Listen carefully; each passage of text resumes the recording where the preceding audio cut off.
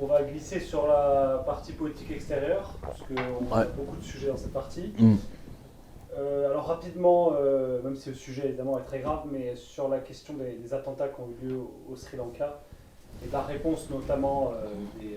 Alors, on va être très clair, on n'a pas à dire à nos compatriotes catholiques, leur présenter à eux, voilà, même chose que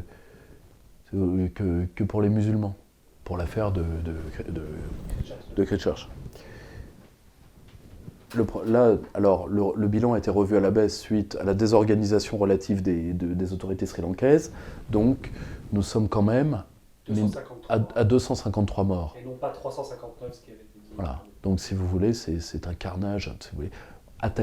C'est courageux d'attaquer les églises au jour de Pâques, parce qu'il faut savoir une chose, qu'est-ce qui se passe pour les catholiques le jour de Pâques, dans une église, généralement? Il y a des enfants, vous savez pourquoi? Parce qu'ils font leur première communion. C'est ignoble, c'est vomitif.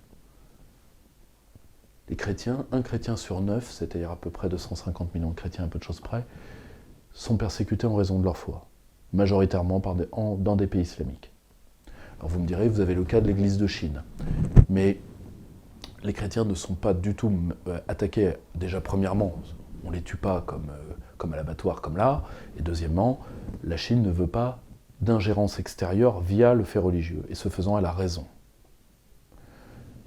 Et le pape François se grandirait en reconnaissant l'Église de Chine, c'est-à-dire l'Église polyade de Chine. C'est-à-dire l'Église, alors on dira l'Église du parti, non, l'Église du nationalisme chinois. Si le christianisme, à titre personnel, moi je de voir de grandes civilisations que j'admire, comme la Corée ou la Chine, devenir chrétienne, à titre personnel, d'un point de vue anthropologique, j'ai des doutes, mais c'est leur choix. Mais ça n'a pas été fait comme un corps étranger. Pour la persécution dans les États islamiques, elle va être très simple. Il n'y a de politique que de réciprocité. Il est anormal de donner à des États islamiques le droit de construire des mosquées ici. Anormal. Que des musulmans français construisent leurs mosquées avec leur argent, oui. Que le Qatar le fasse, niet. On va être très clair. Très clair. Et après, il y a une réforme de l'islam qui est impérative. Mais pour ça, il faudrait relever la culture arabe, parce que c'est l'islam arabe qui pose le plus de problèmes. Et c'est l'islam du Golfe, par son aspect sectaire, qui a contaminé l'islam du Caucase, qui était... En plus, l'islam du Caucase était allé loin, vu que c'est quand même un islam qui a accepté la vodka, quoi. C'est vrai en plus, sous l'époque soviétique. L'islam des Balkans, ce n'était pas ça, et l'islam de l'Asie du Sud-Est, moi je vais dire une chose, enfin, les Khmers, quand ils ont vu arriver les premières burqas, enfin, ils n'avaient jamais vu ça. Pour eux, les musulmans, c'était ceux que le roi, il y a des siècles, avait mis à côté du fleuve. Ah, ils ne mangent pas de porc. Aliment national. Bon, on les met... pragmatisme asiatique pur. On les a mis à côté des fleuves. Poissons. Alors quand ils les ont vus arriver en Belphégor, ça fait un choc. Surtout vu la température qu'il fait à Phnom Penh. Enfin bon, quand même. Et je le dis sincèrement, si l'islam joue le rôle de colonisation culturelle, y compris d'ailleurs dans des pays où elle est depuis des siècles, eh bien il ne faudra pas se plaindre qu'à un moment ou à un autre, il y ait des matchs retour. Ce qui a déjà lieu en Birmanie, mais ce qui pourrait avoir lieu ailleurs. Ça, c'est... si tu veux, tous les musulmans, évidemment, n'ont pas à être tenus responsables de ça, mais ça, c'est l'évidence. Par contre, les musulmans ont un devoir de faire évoluer leur religion, sinon, ça leur retombera dessus. Le problème est là. Parce que... Et surtout, vous voyez quand même l'islamolatrie médiatique. Parce que vous voyez ce qu'on a fait sur Christchurch, 250 Sri Lankais, dans un pays en plus qui est marqué de violence confessionnelle. Je rappelle que entre les tigres tamouls hindous et la majorité bouddhiste, les tigres tamouls ont été les premiers à faire des attentats suicides. Jamais l'oublier. Donc, et là, par contre, 250 chrétiens, tout le monde s'en fout. Ça, c'est l'un des mauvais côtés de la laïcité à la Payon. Ou à la apathie, parce que c'est la même. Très bien. Un point rapide sur les élections européennes qui se profilent dans... Les élections européennes, on va être très clair, les élections européennes, c'est très simple. La plupart, évidemment, il n'y aura jamais de majorité souverainiste au Parlement européen, donc à un moment, il faut arrêter d'enfiler des perles. Deuxièmement, le camp frexiteur français est incapable, a priori, de s'organiser. Donc moi, je comprends qu'il y ait beaucoup de gens qui s'orientent vers l'abstention, vu ce que j'entends par rapport de haine interpersonnelle entre, par exemple, Asselineau et Philippot. Enfin, je trouve ça navrant, moi, à titre personnel. Surtout que de dire que Philippot se retire, Philippot va peut-être se retirer, ou du moins il se retirera peut-être après. Mais le problème, c'est qu'à un moment, il faut savoir, gouverner la France, c'est 500 hommes. On les a, on les a pas. On n'est pas capable. Et déjà, si on n'est pas capable de faire la paix avec les nôtres, comment on va faire la paix avec les autres? Surtout que, si tu veux, moi, les querelles de chefs souverainistes qui mettent des plaies dans le cœur des militants pour 10 ans, de mecs qui ne s'adressent pas la parole, qui ne voudront jamais travailler ensemble, moi, je sais ce que c'est. Hein. Tu vois? Mais c'est la roue de la défaite. Très simple. C'est la roue de la défaite. Bon. C'est pas grave. Après, chacun mettra ça sous le dos de l'autre. Bon, pourquoi pas.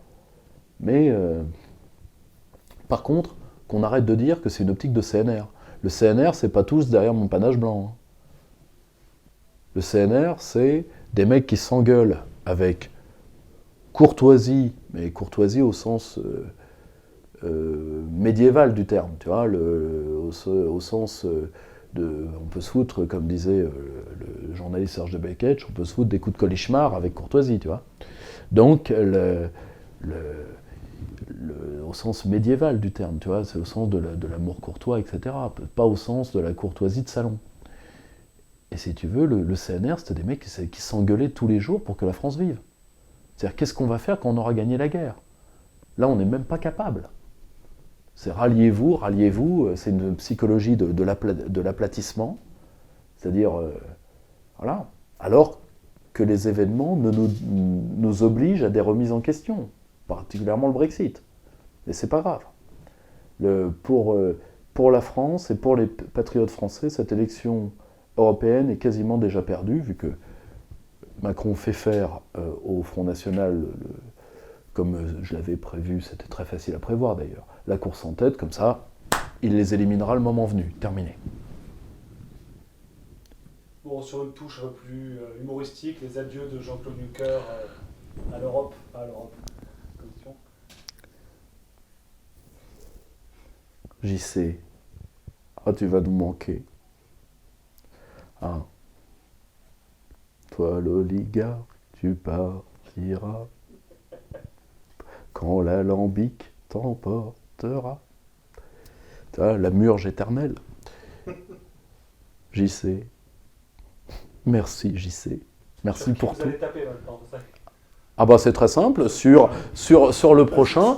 Non, mais sur le casque à pointe qui arrive, hein, sur le casque à pointe qui arrive, qui lui aussi fait un coup, là, il est allé, je sais plus, je crois en Pologne, Manfred Weber. Hein, le casque à pointe de la Reichschancelière et de la... Parce que, si vous voulez, il va avoir... vous inquiétez pas, après Merkel, qui va peut-être aller directement, elle, au Conseil, eh ben, vous allez avoir... vous inquiétez pas, ça va être l'Europe allemande. Hein. Vous allez avoir la sous-Merkel qui arrive, hein, celle qui a dit c'est simple, la France, je veux l'ONU, je veux qu'elle nous paye un porte-avions, elle paye un porte-avions quand même, hein.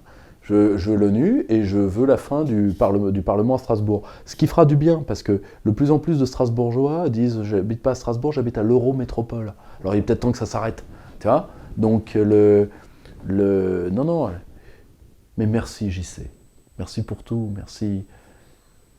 merci pour les consos déjà, et merci JC, merci pour les autres planètes, merci pour tout ce que tu es. Merci pour tout ce que tu es.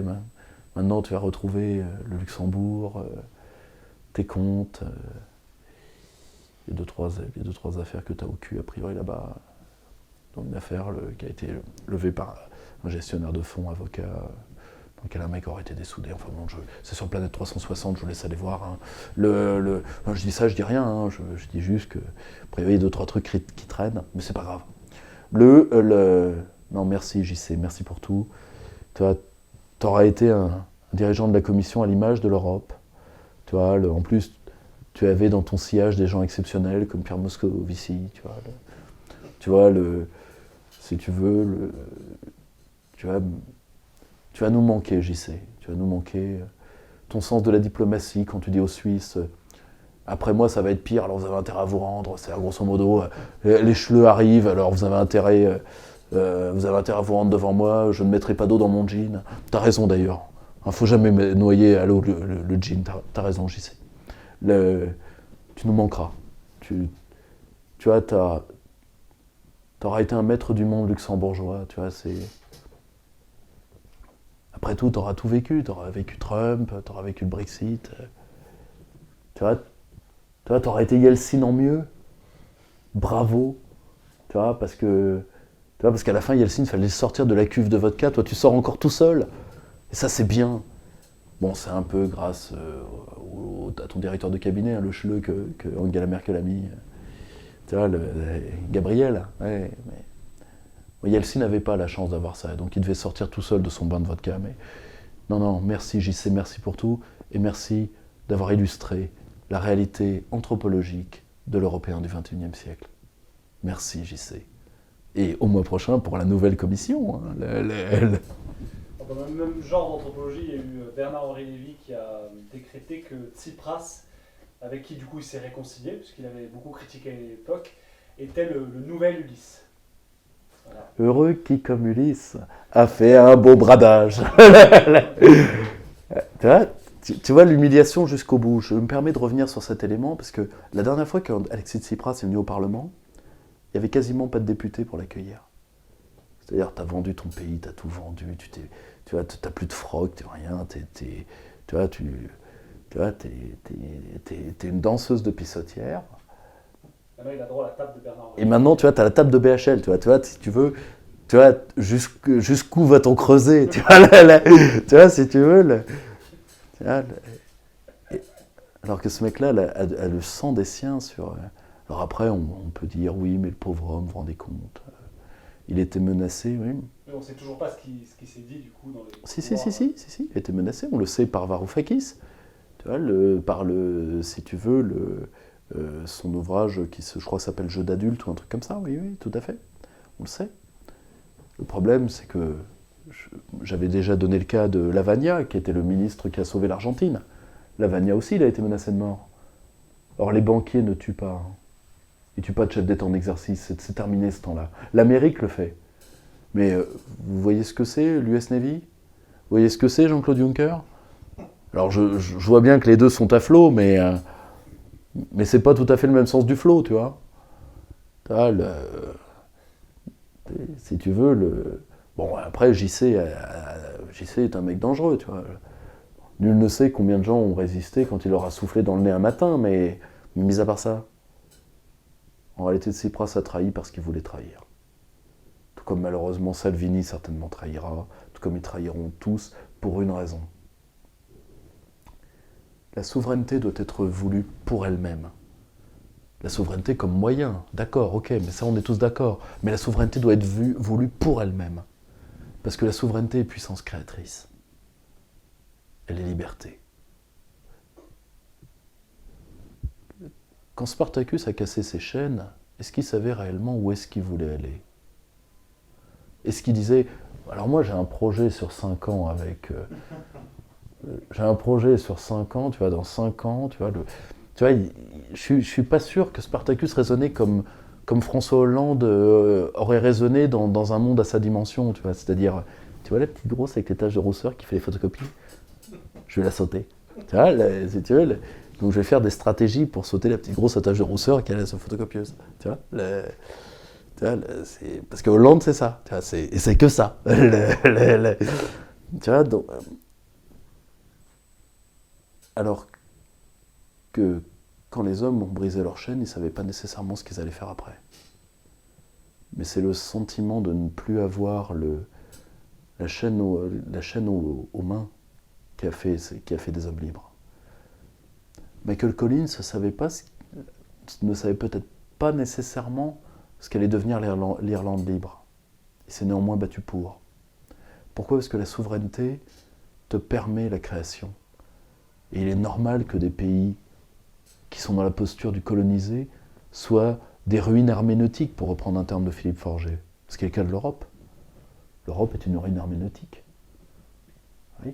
Elle a détruit, elle essaye de tuer la seule force créatrice et vivante qui sont les nations qu'elle a à l'intérieur d'elle. Comment tu veux qu'elle soit créatrice ? Une somme d'individus hémiplégiques et amoindris ne fera jamais une élite de champions. C'est comme ça. Tu vois ? C'est pour ça que de se dire, non, vous savez, on va récupérer la souveraineté, mais juste pour faire 2 ou 3 trucs. Non. D'un point de vue démocratique, parce qu'il faut il faut savoir ce qu'on va faire. Ce qu'a fait le général de Gaulle pour la France libre. C'est évident qu'il faut savoir ce qu'on va faire. Mais ne jamais oublier que la souveraineté est désirable par elle-même. Si nous sommes aptes à la liberté, après on peut dire qu'on n'est plus apte à la liberté. Mais alors si c'est le cas, on a l'obligeance de fermer sa gueule, tu vois. Toi, si tu veux, tu repeins les barreaux de la cellule en rose bonbon, et puis voilà, tu te fous un petit coup de Bilal, tu te fous un petit coup de Bilal pour une ambiance plus festive, et après tu deviens un intellectuel d'ambiance, hein, c'est-à-dire, si tu veux, tu subjectivises ton inutilité, tu vois, tu deviens de toi-même un élément du décor. Voilà, simple. Alors, un point sur les élections législatives qui ont eu lieu en Espagne, avec la percée de Pedro Sanchez. La coalition se fera, là par contre je laisse vraiment le camarade Nicolas Klein qui est le grand pro de ça. La coalition se fera à gauche, c'est certain. Vox, qui n'est rien de plus qu'une sorte de toute façon, l'Union européenne est intouchable en Espagne, parce que l'Espagne est le pays latin dont les Allemands attendent qu'ils trahissent les autres pays latins. Ça se passe... Il y a un très bon livre qui vient de sortir du député Jean-Luc Schaffhauser, dont je vous reparlerai, et que je vous recommande, ça s'appelle l'Europe de Strasbourg contre l'Europe de Bruxelles. Le titre n'est pas super. Moi, j'aurais préféré l'autre Europe n'aura pas lieu. Et vous verrez comment les négociations sur l'euro, l'Allemagne a utilisé l'Espagne contre nous, très clairement. Donc si vous voulez, pourquoi ? Parce que pour beaucoup d'Espagnols, l'Europe, c'est l'identité alternative à l'Espagne. Et donc au souvenir obsédant de la guerre civile. En tout cas, c'est comme ça que je les vois, moi, de loin. Il faudra interroger Nicolas là-dessus. Mais bon, si tu veux, quant à Vox, Vox c'est l'équivalent du FPÖ autrichien. Hein. Voilà, moins de migrants, plus de corridas, oui, bon. Voilà, moins de migrants, plus de... Point Godwin Chorizo, quoi. Donc, ça vaut... Voilà, alors après, le Parti populaire espagnol est dans les choux, tant mieux, parce que c'est de la crasse. Donc... La seule chose, c'est que quant à la liquidation de Podemos, ça, Nicolas l'avait prévu il y a 2 ans. Donc, si tu veux, pour nous, rien de nouveau sous le soleil. Podemos est mort comme le brave Mélenchon, qui maintenant est à 7%, quand tu liquides à tel point que Charlotte Girard se barre du programme. C'est-à-dire la veuve de la pierre. C'est-à-dire que Mélenchon est en train de tout perdre. Et bien, Podemos, c'est pareil. Vous avez renoncé à la ligne populiste, il n'y a pas de souci. Hein. Qui fait sa révolution à moitié, creuse sa propre tombe, disait Saint-Just, qui lui n'était pas un gauchiste en Sarwell. Également un point sur le Brexit, alors on a déjà vu au précédent entretien, mais... Theresa May veut gagner du temps pour faire un second référendum, comme quoi elle aura trahi jusqu'au bout, mais manque de bol, Farage va assassiner le Parti conservateur. Parce que s'il participe aux élections européennes, c'est cuit. Farage va l'emporter de loin. Les Britanniques, en faisant ce qu'elle a fait, Theresa May met en danger à la fois l'unité territoriale de la Grande-Bretagne, la souveraineté de la Grande-Bretagne et la paix civile en Angleterre. Je suis désolé, Charles Ier d'Angleterre a perdu la tête pour moins que ça. Il est grand temps qu'elle tombe. Ensuite, qu'elle n'oublie pas une chose. La loi britannique, et M. Tony Blair est en train de la prendre, fait que si vous faites... Alors c'est vrai que c'est une loi qui n'a pas été utilisée depuis des siècles, mais des juristes de common law sont en train de la ressusciter pour faire juger M. Blair, pour avoir fait mentir la reine lors du discours du trône. Et à titre personnel, si Anthony Blair pouvait terminer en tôle, alors tu sais que c'est lui qui conseille Macron dans l'ombre pour attaquer la Grande-Bretagne par l'ignoble... Il y a une filiation et par l'ignoble... J'ai même peur de parler de Michel Barnier, tellement ça, tu vois, ça me colle des aftes. Tu vois, si tu veux, tu vois, parce que si tu veux, Tu vois, j'ai trop de respect pour la vermine, pour comparer la vermine et Michel Barnier. Tu vois, le problème est là. Donc, si vous voulez, ce darquet de pelle-poix au petit pied, ce qu'il faut bien comprendre, c'est que la City veut, a priori, rester dans l'union douanière, c'est-à-dire ce qui ne... Comment je vais vous dire ça ? Si vous voulez, ça veut dire d'annuler les effets du Brexit. C'est ce que veulent les grandes banques depuis longtemps. Goldman Sachs l'avait dit dès le lendemain, il faudra d'une manière ou d'une autre annuler le Brexit. Ils n'ont pas gagné. Ils n'ont pas gagné, surtout si Farage relance sa carrière intérieure grâce à ça, parce que de toute façon, soft Brexit, oui, ça peut durer 6 mois, le soft Brexit. C'est-à-dire, Theresa May tombe, on va aux élections générales, boum, c'est la tendance Johnson qui sort. Et là, terminé, le soft Brexit. Donc, si vous voulez, de toute façon, l'UE, elle veut faire la stratégie du pourrissement. Par contre, il va bien falloir tirer les 2 grandes conclusions du Brexit pour nous. Premièrement, réviser toute la stratégie basée sur l'article 50. Deuxièmement, eh bien, nous devons avoir une réflexion constitutionnelle pour radicaliser les tendances lourdes de la Ve République. C'est-à-dire État fort, centralisme fort, pouvoir populaire, donc l'extension du domaine du référendum, et anti-parlementarisme. Le parlementarisme rationalisé gaulien a fait son temps. Maintenant, comme les godillots sont des traîtres, ils devront être traités comme tels. Ce sont pour nous les leçons du Brexit, et j'ai confiance dans la Grande-Bretagne, et j'ai confiance dans le génie de Nigel Farage, qui lui a ouvert grand les bras à l'ensemble du peuple britannique, ce qu'a priori pour l'instant nos chefs ne sont pas capables. Sur l'Algérie, comment l'après-Bouteflika se prépare en ce moment ? Le problème, c'est toujours, est-ce que le FLN, est-ce que l'armée veut la place du FLN, ou est-ce que le FLN veut jouer la pourriture en attendant, en maintenant les clientèles qui étaient celles du clan Bouteflika et particulièrement de Saïd. Alors de l'autre côté, la rue, elle veut un pouvoir populaire, mais attention, de ne pas tomber dans les pièges du printemps arabe. Parce que regardez ce que ça a fait à la Tunisie, un faux pouvoir populaire, parce que c'est pas que la jeunesse algérienne n'ait pas le droit de le vouloir, c'est normal qu'elle le veuille. Vous avez vu sous quoi elle a vécu ? Par contre, qui est organisé dans la rue pour prendre le pouvoir ? Les frérots. D'ailleurs, je rappelle que l'un des dirigeants du FIS, du Front Islamique du Salut, a été enterré il y a quelques jours à Alger, devant des milliers de ses partisans. Vous imaginez toute cette beauté de la jeunesse algérienne qui veut la liberté, si ça conduit au barbu ? Là, ça veut dire retour à la décennie sanglante. Par contre, j'en appelle vraiment à la responsabilité de la jeunesse algérienne quand d'un seul coup ils se mettent à accuser la France. Non, nous, on a... Je dis sincèrement, la France n'a jamais manipulé l'État FLN. Il faut arrêter de raconter des conneries. Il y a un point sur lequel, là je l'accorde sans problème, nous avons eu, avec l'Algérie et avec l'État FLN, de grands rapports, c'est l'antiterrorisme. Parce que les Algériens ont été nos meilleurs alliés dans la lutte contre les barbus. Ça, c'est indiscutable. Hein ? On n'est pas à Europol, là. On n'est pas à 4 à essayer d'attraper une mouche noyée dans un bol de lait. Hein. Là, on fait du vrai antiterrorisme. Donc, et les Algériens sont des alliés irremplaçables pour la sécurité de la France. À ce niveau-là, oui. Mais on a toujours ménagé l'État FLN. Je rappelle que l'Algérie a une ardoise de plusieurs dizaines de millions d'euros aux hôpitaux de Paris.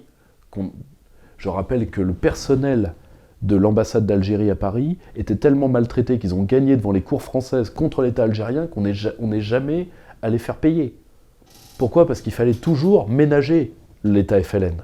Alors de dire que l'État FLN, c'est une émanation de la France, il faut arrêter les conneries. Vous êtes adulte, vous l'avez montré jusque-là, maintenant, prouvez-le. C'est la seule chose. Après, l'Algérie vous appartient. Et l'Algérie de demain, c'est vous. La seule chose, N'oubliez pas, nous, c'est ce qu'on a écrit. Nous, on a déjà fait, il y a plus d'1 an et demi, maintenant, un numéro sur l'Algérie pour tendre la main à nos amis à Alger. Il y a des tas de gens en France qui sont prêts à ça. La seule chose, c'est d'être adulte des deux côtés jusqu'au bout. Sinon, eh ben, ça ne sert à rien de faire tomber l'État FLN si c'est pour entrer dans le même infantilisme politique qui est le lit des clientélismes mafieux. C'est très simple, hein. Le FLN, à chaque fois qu'ils rataient dans le réel, ils ont tout raté donc c'est pas compliqué, eh ben, c'était la faute de la France. Et ça ne doit, pour que l'Algérie vive, ça ne doit pas revenir, ça. Un point sur le Xinjiang chinois. Ah, on a enfin la bonne propagande bien dégueu de lutte anti-chinoise. Alors, le Xinjiang, région musulmane et turcophone de la Chine, le Xinjiang est une région tumultueuse de la Chine. Waouh! Ça fait des siècles que ça dure. Donc, en réalité, l'Amérique et les Européens sont en train de balancer ça, alors avec évidemment des camps de rééducation, blablabla. Hein, de toute façon, c'est très simple, hein, si t'as pas été génocidé à 40 ans, t'as raté ta vie. Et pour faire une arme cognitive contre la Chine. Alors, autant, il y a des points sur la liberté des mers, sur, même si nous ne reconnaissons pas la souveraineté de Taïwan, je rappelle quand même que quand nous avons reconnu la Chine, nous avons, pour la doctrine diplomatique française, Taïwan, c'est la Chine. Mais nous reconnaissons quand même les passeports taïwanais, etc. Donc, autant sur le point de Taïwan, il faut vraiment faire apaiser les tensions, parce que là, des tensions sont réelles, autant au Xinjiang, c'est une affaire intérieure chinoise, point. Ils sont chez eux. Et d'ailleurs, je vais être encore plus cynique, quand bien même vous seriez pris d'une envie folle de restauration de droits de l'homme, vous allez vraiment attaquer la première aviation du monde en nombre pour une armée de 2 millions d'hommes? Ben vas-y, je vous regarde. Allez-y. La seule chose, c'est que nous sommes en train de faire évacuer le djihad international de Syrie. Alors, attention, quand je dis nous, on est en train de voir la dispersion du djihad à la fois vers l'Afrique noire et vers l'Asie centrale.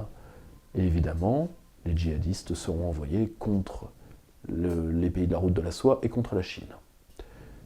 J'espère que personne ne joue à ce jeu débile. Mais c'est pas grave. Même joueur joue encore, je le dis tout de suite, et perdra encore. Ce sont des méthodes de l'ancien monde. Donc il est grand temps, 2 tons en dessous, que l'Occident apprenne le 2 tons en dessous. On termine cette partie politique extérieure avec un point sur l'Ukraine. Oui, il y a un humoriste qui a été... mais de toute façon, alors, Poutine en profite pour dire que l'acquisition de la nationalité russe sera plus facile aux Ukrainiens, mais je le dis tout de suite, la dépendance, vu que l'Ukraine n'a jamais été financièrement indépendant, la dépendance économique que l'Ukraine avait vis-à-vis de la Russie, elle l'a aujourd'hui vis-à-vis de l'UE, et bien moralité, cet État mafieux en ruine, c'est les Français qui le payent. Toutes mes condoléances. Alors, question rapide en économie sur Huawei, le fabricant portable, j'espère que je... Là aussi, on est dans la propagande de guerre froide. Alors, les entreprises chinoises sont liées à l'État chinois. Ah, il est vrai que les entreprises chinoises ne sont pas dirigées par des ressortissants fiscaux néerlandais qui terminent au régime sashimi. C'est vrai. Ça s'appelle la guerre économique, mon grand. Non mais, si tu veux, c'est...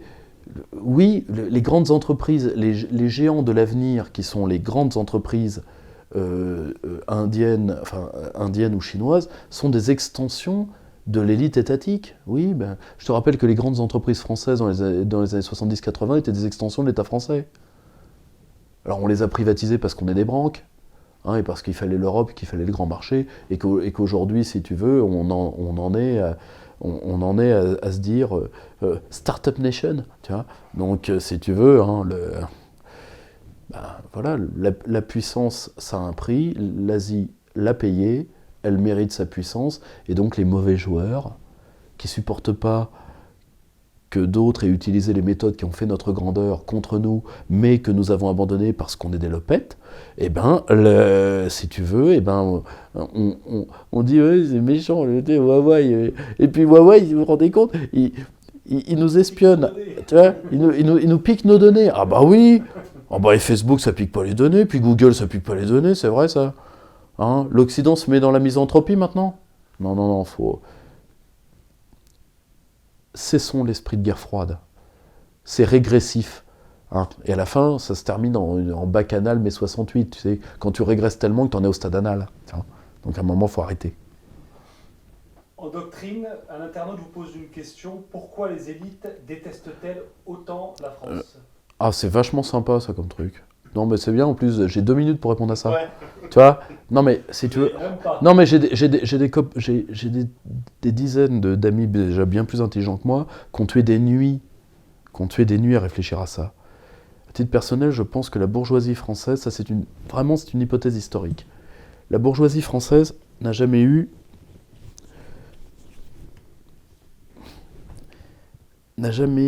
été son propre monde, n'a jamais été son propre fondement. La bourgeoisie anglaise, elle s'est mise jusqu'à la caricature dans les plis de l'ancienne aristocratie. La bourgeoisie italienne, elle est née dans le monde post-féodal des grandes familles. D'ailleurs, ce qui est toujours le capitalisme italien, d'ailleurs.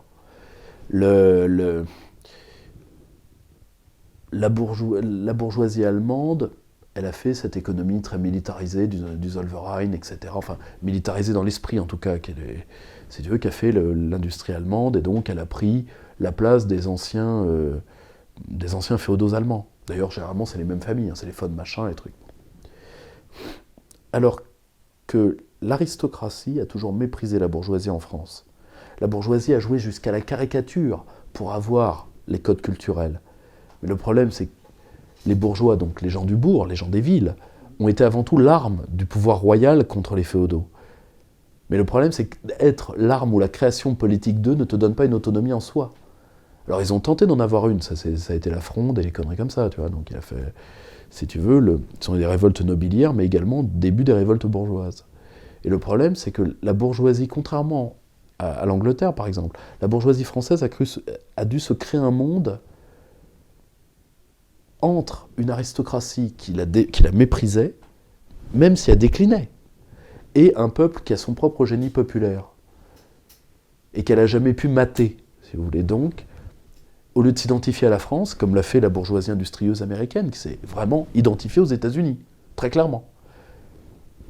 Je pense que la bourgeoisie française, aussi par une tendance très française à l'idéocratie, s'est identifiée aux grandes notions, à la Révolution, à la religion industrielle au XIXe siècle, au bougisme dans les années 60.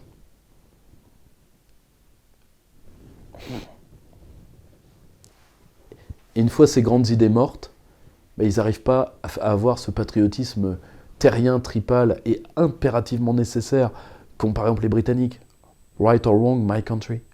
Ils en ont pas. Et donc ils ont détesté.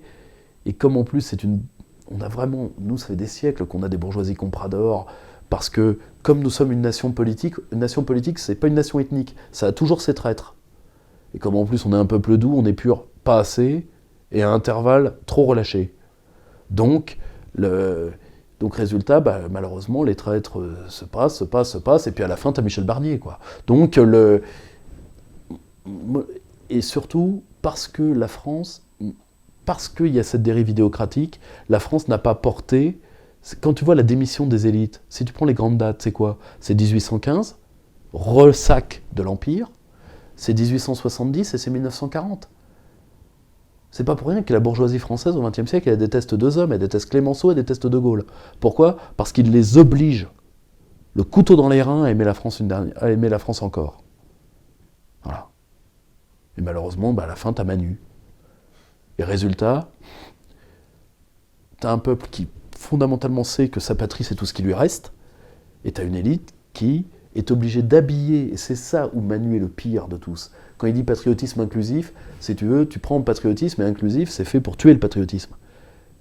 Mais si tu veux, comme il est dans une optique d'ingénierie des perceptions, il l'utilise comme une arme cognitive. En réalité, c'est une déclaration de guerre.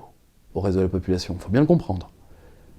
Mais ça mériterait une vraie étude historique. C'est-à-dire, pourquoi nous détestent-ils tant ? Deuxième point de doctrine que vous voulez aborder rapidement, c'était sur la démission du général de Gaulle. On va être très clair. Vous devez tous lire, si vous voulez comprendre l'histoire contemporaine, le dernier livre d'Arnaud Tessier, très grand fonctionnaire, brillant historien, très grand biographe de Péguy, de Richelieu. À lire aussi sur Richelieu, parce qu'il a beaucoup renouvelé la matière sur l'homme, en particulier le rapport de Richelieu et du christianisme. Bon, ensuite, il a écrit une très grande biographie de Louis-Philippe. Louis-Philippe, même bien biographé, est un personnage que je goûte modérément. Donc, et il a été aussi le collaborateur et premier biographe de Philippe Séguin. Et dans ce 1969, l'autre révolution, il renouvelle la matière. Pourquoi il faut le lire ? Pour 3 raisons essentielles. Non, De Gaulle n'a pas raté mai 68. Pour le coup, c'est l'un des 68 arts historiques qui est devenu écrivain. Comment il s'appelle par Rameau, mais un truc comme ça apparaîtra dans la description de la vidéo, parce que là, comme tout est... D'accord que j'avais rien préparé, hein. Donc tout est du direct. Je me rappelle d'un de ces leaders de 68, qui avait dit, c'est pas De Gaulle qui a raté 68, c'est nous qui avons raté De Gaulle. Et en réalité, De Gaulle n'est pas le conservateur de près de 77 ans à l'époque, face à la jeunesse qui voulait du nouveau. Non. C'est 2 révolutions qui sont face à face. Et l'une n'est pas une révolution, c'est une involution. Et c'est pas celle qu'on croit. Le grand révolutionnaire de 68, c'est De Gaulle. 68-69, c'est De Gaulle. Et donc, Tessier renouvelle la matière sur la participation, sur comment De Gaulle voulait vraiment que la France termine la révolution que De Gaulle lui-même avait entamée. Une révolution en 3 temps. Donner une colonne vertébrale sociale et administrative au pays, ça c'est 44-45, c'est le CNR. Donner à cette admirable administration française un partenaire qui soit un État viable, ce que la France n'est pas arrivée à faire de 1789 à nos jours, à 58, si on met de côté la période bonapartiste sur laquelle il y a beaucoup à dire,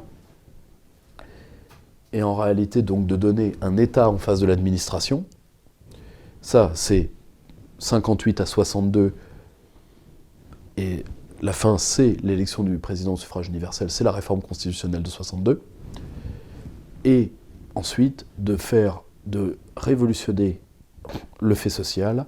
Ça, c'est la participation, c'est la 3e grande révolution de Gaulle. Il échouera. Mais en réalité, il n'a jamais été dépassé.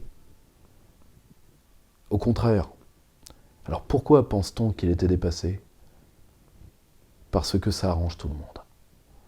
Le cadavre de Gaulle est si grand qu'il est déjà difficile de l'enterrer. Alors si en plus on devait le voir dans sa vérité. Et le pire, c'est que même beaucoup de gaullistes y ont participé, des gens comme Jean Mauriac, etc. Un homme comme Malraux, il perd ses fils dans un accident de voiture, et après, quand il perd De Gaulle, d'ailleurs, il va mourir, je crois, avec une photo du général De Gaulle, c'est un des seuls effets personnels qu'il a sur sa chambre d'hôpital. Une photo célèbre de Malraux allongé avec une photo de De Gaulle à côté de lui, dans un lit d'hôpital. Pour eux, quand le grand homme est parti, pour eux, un monde s'effondrait. Alors, ils l'ont raconté comme un monde qui s'effondre. Mais De Gaulle a gardé la foi. Ça, c'est le premier point. Le second, c'est que vous allez voir l'envers du décor de ce qu'est le pompidolisme, de ce qu'est une partie de la gauche, etc. Et vous allez voir qui vous a trahi, qui vous a trahi, et qui sont les conservateurs dans le pire des sens du terme. Parce qu'en réalité, on dit De Gaulle a raté l'émergence de la société. Oui. Revenons sur le terme société une minute. La société, c'est pas la communauté, ça, bon, c'est une division habituelle de la sociologie.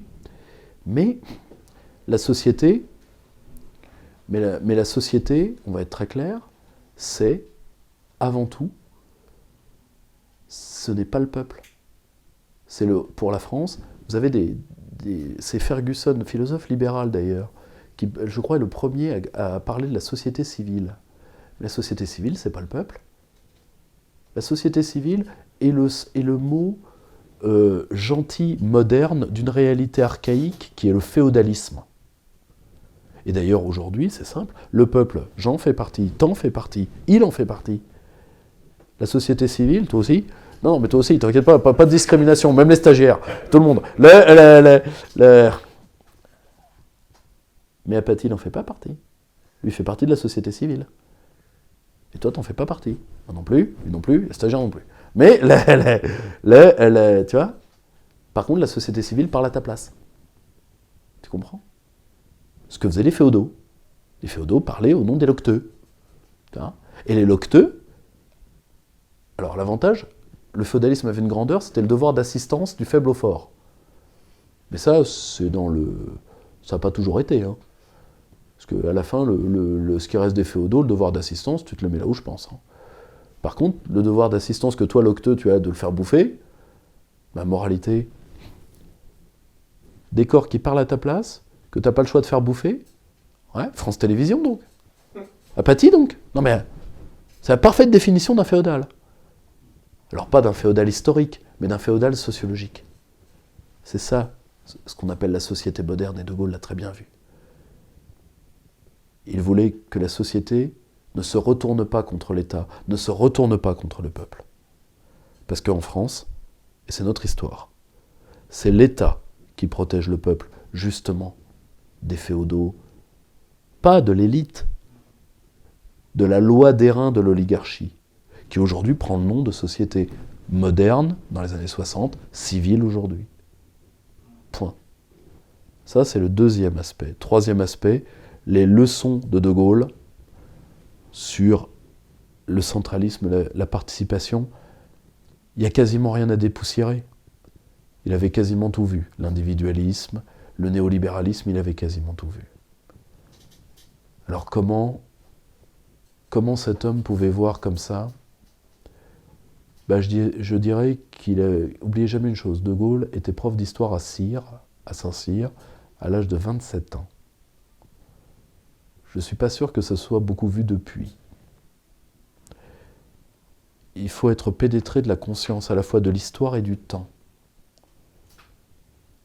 C'est une définition très henningerienne de l'histoire. C'est-à-dire l'histoire n'est pas le passé, l'histoire est le temps. Et c'est une définition très bergsonienne. Il y a une étude très intéressante dans le Tessier sur Bergson. Et si vous ne comprenez pas Bergson, vous ne comprendrez pas le rapport au temps de De Gaulle. Lisez-le rien que pour ça, à titre philosophique, vous comprendrez ce que c'est le temps politique.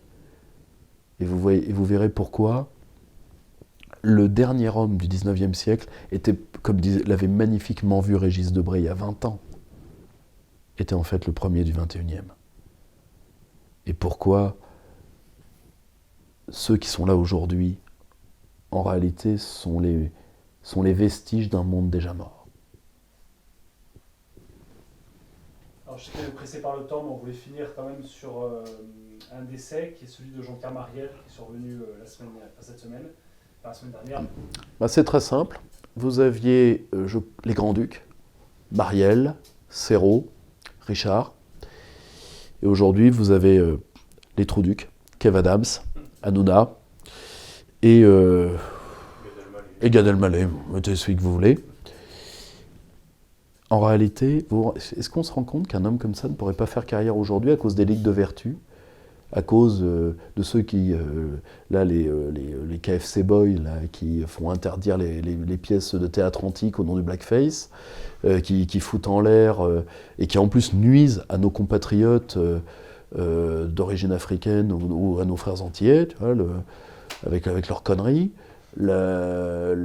si tu veux, avec toutes ces ligues de vertu, ces ligues d'emmerdeurs, qui sont des gens qui sont inaptes à la création et qui donc détruisent les créatifs. Tu vois ? Alors évidemment, avec toutes les braves MLF ou LGBT, tu continueras, et tu vois, les nouveaux champions de Scrabble, et si tu veux...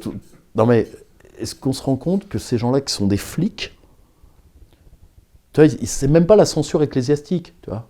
La censure ecclésiastique, c'était une censure capacitaire. Il suffisait de passer au-dessus. Tu vois, c'est comme dans dans certains sauts de gymnastique. Alors que là, tu vois, c'est vraiment une mentalité flicarde et cafarde, alors que tu imagines le pauvre Marielle, tu vois, quand il... Tu vois, c'est un homme qui avait beaucoup disserté sur l'importance de la tombée, tu vois, de la naissance de la raie féminine, tu vois, du tombé des fesses. Tu vois, dans les galettes de Pont-Aven, tu vois. C'est extraordinaire. Et bien aujourd'hui, flic. Ça, c'est la tôle, ça. Tu vois, ça, c'est la tôle. Tu vois, c'est le... Et si nous devons récupérer un sens créatif, il va falloir réinjecter énormément de liberté d'esprit. Si nous voulons revoir des Marielle et encore revoir des Serrault, revoir des... J'ai dit et Richard, c'était pas Richard, le troisième Corduc, c'était... Si ? Non, c'était Marielle, Noiret... C'était... Non, Marielle, Noiret et Rochefort. Non, Rochefort. Tu vois, si on veut revoir... Bon, moi, mon préféré des trois, c'est Rochefort, mais si on veut voir des Rochefort, et si on veut voir encore l'étage au-dessus, tu vois, des Lino, des Gabin, des Bruno Kremer, voilà, le problème, c'est que dans la culture flicarde et cafarde, eh ben évidemment, c'est les fils d'eux, parce qu'ils ont tous les codes de la censure, hein, ils ne dérapent jamais, ils se font la glace. Donc c'est pas grave. Et donc eux, ils s'en tirent, et de l'autre côté, vous avez les forces réactionnaires abruties, dégénérées, qui mettent en moins ce que les autres mettent en plus, mais qui en réalité ne sont que les vis-à-vis de la nullité et de l'absence de création. Si tu veux, s'il faut... tu vois, s'il faut lutter par Renaud Camus contre Christine Angot, au secours. Tu vois, au secours. Tu vois, tu vois non mais au secours, tu vois, si tu veux, tu vois, si tu veux, tu comprends. Tu vois, s'il faut faire du cinéma réac pour lutter contre le cinéma à thèse totalement abruti pour bourgeoise mal endémanchée du 16e arrondissement qui en réalité veut une version filmée de ces chroniques psychu de magazines féminins, eh bien, on ne peut pas être créateur comme ça. Et à titre personnel, moi je serais pour une grande politique culturelle où nous irions chercher de grands réalisateurs étrangers, particulièrement asiatiques, vu que c'est le cinéma le plus créatif aujourd'hui, et nous leur demanderions de faire de faire les géants de l'histoire de France. Tu vois, un film sur Albert Roche, 1100 soldats allemands à lui seul. Tu vois, c'est mieux que Captain America, toutes ces conneries. Tu vois, faut pas faire chier Albert Roche, comme dit le camarade. Tu vois, un film sur Albert Roche, un film sur 14, un film sur Verdun. On n'a aucun film sur De Gaulle. Ouais, mais là, le problème, c'est l'incarnation, c'est qui pour le jouer. Tu vois, ouais. Ça, c'est éternel. Mais tu vois, de jouer... Alors bon, Napoléon, il a été trop joué, je trouve, et puis surtout, personne n'a atteint celui qui a fait la Belle Gantz, donc ça sert à rien, tu vois, si on n'est pas capable de faire mieux qu'un film qui a la Belle Gantz, c'est les années 30, je crois que c'est les années 30-40. Donc, si tu veux, la seule chose, tu vois, qu'on joue, je ne sais pas, qu'on joue les compagnons de Jeanne d'Arc, tu vois, il y a tellement de mecs géniaux dans l'histoire de France, tu vois, qu'on joue l'histoire de toute la vie du curé là, qui a sauvé Notre-Dame, il a fait l'Afghan, il a fait le Bataclan, il a fait le machin, il mérite un truc, lui. La seule chose, c'est que notre cinéma à thèse psychu, qui est aujourd'hui entre les mains d'officines, si tu veux, culturo-mondaines, totalement en décadente, n'est pas capable de le faire. Eh bien, jouons la multipolarité artistique. Quand tu vois ce que la Chine a fait de la Légion des Trois Royaumes, eh bien, appelons des réalisateurs asiatiques, des réalisateurs même américains, mais tout plutôt que ces péteux qui pensent sincèrement que Marion Cotillard vaut... que Marion Cotillard est réellement supérieure à Edith Piaf. Non. Et encore, c'est pas la pire. Moi, quand un mec me dit la grandeur du cinéma français de Jean Gabin, Jean Dujardin, non. Non. Juste non. Tu te rends compte ? Il reste plus que Gégé, que Reynaud et que Tchéky Gario. Et après, le cinéma français, ce sera... Basta. Voilà, clap de fin. Très bien, écoutez, on vous remercie pour cet entretien et on vous donne rendez-vous au mois prochain.